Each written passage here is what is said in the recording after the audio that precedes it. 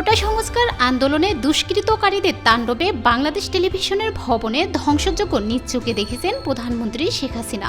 আজ শুক্রবার সকালে বিটিভি পরিদর্শনে যান প্রধানমন্ত্রী। এ সময় তিনি বিটিভির কার্যালয় ঘুরে দেখেন। গত 18 জুলাই দুপুর 2টার দিকে কোটা সংস্কার আন্দোলনের সময় রাজধানীর রামপুরায় বিটিভি সেন্টারে আগুন দেয় দুর্বৃত্তরা। আগুনে বিটিভি সেন্টারের ভিতরে রিসেপশন, ক্যান্টিন ও একটি বাস পুড়ে যায়। প্রতিষ্ঠানটির মহাপরিচালক ডক্টর জাহাঙ্গীর আলম বলেছেন, দুর্বৃত্তরা বিটিভির কেন্দ্রে আগুন দিয়েছে, ক্যামেরা সহ অনেক কিছুই পুড়িয়ে দিয়েছে, অনেক যন্ত্রপাতি লুটপাটও করেছে।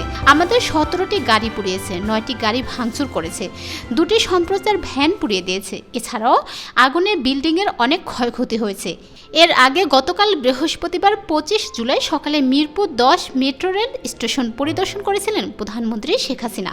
তখন তিনি বলেছিলেন, দেশের জনগণকে তাদের দেশব্যাপী তাণ্ডবের সঙ্গে জড়িত অপরাধীদের বিচার করতে হবে। আমি জনগণের কাছে ন্যায় বিচার চাচ্ছি।